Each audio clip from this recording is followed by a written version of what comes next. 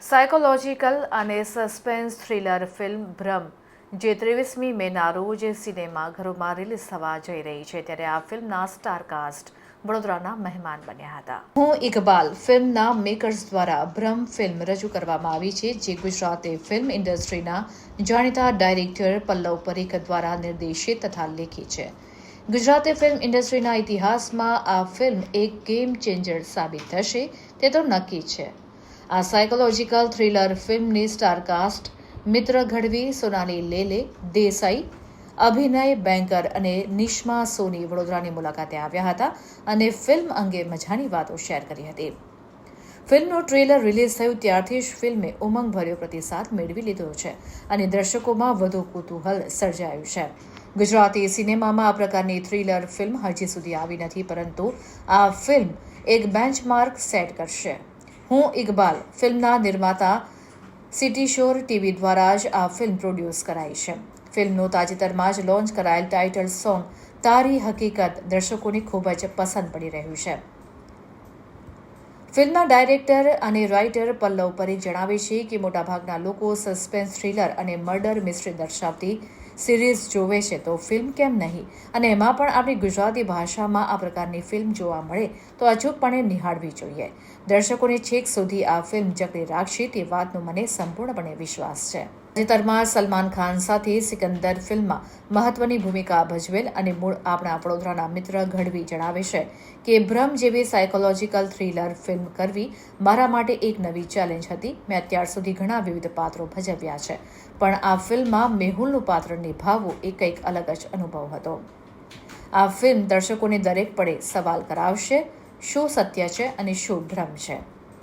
ફિલ્મની સ્ટોરી તો યુનિક છે, પરંતુ નિર્માતાઓની ફિલ્મનો પ્રચાર કરવાની રીત પણ અલગ છે. ગુજરાતી સિનેમાના ઇતિહાસમાં પ્રથમવાર કોઈ ફિલ્મ માટે ઇન્સ્ટાગ્રામ ગેમ લોન્ચ કરાઈ હતી, જેણે દર્શકોમાં સારો એવો બઝ ક્રિએટ કર્યો.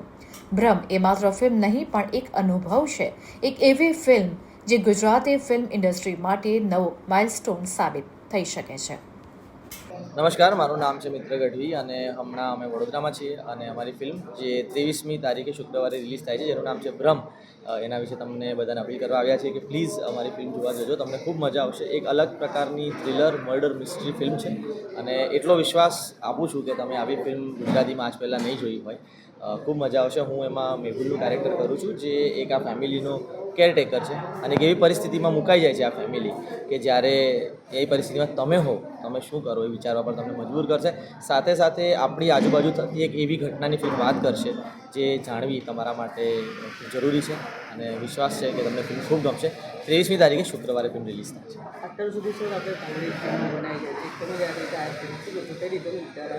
છે.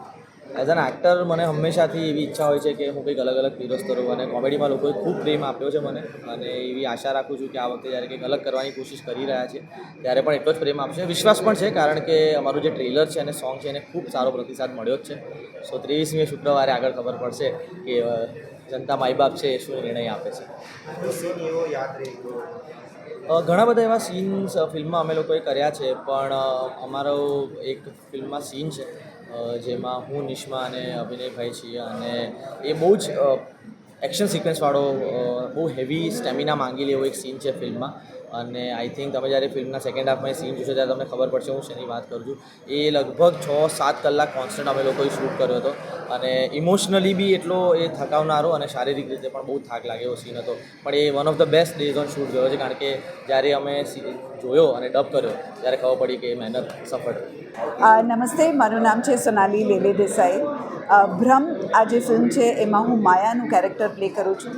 માયા જે છે એક ડિમેન્શિયા પેશન્ટ છે, યાદ નથી રહેતું એને કશું પણ, એની સ્થિતિ છે અને એનું જે યુનિવર્સ છે, એની જે દુનિયા છે એ બહુ બે એક્સ્ટ્રીમ્સમાં રહે છે. એક જ્યારે એને બધું જ યાદ આવે છે અને જીવન બહુ સુખી અને હેપી છે, અને એક બીજી જ મિનિટે એ બધું જ ભૂલી જાય અને આખી એની લાઈફ આમ ઉથલ-પુથલ થઈ જાય એ ટાઈપનું છે.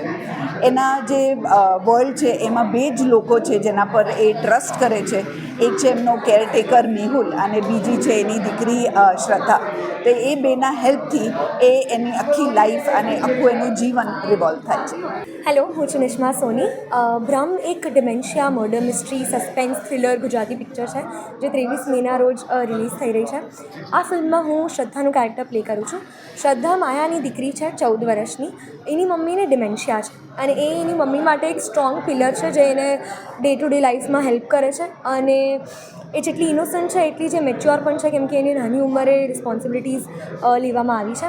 આ એક ફેમિલીની વાર્તા છે. ફેમિલીમાં એક ઘટના ઘટે છે અને એની ઉપર આખી એક સસ્પેન્સ થ્રિલર ફિલ્મ છે.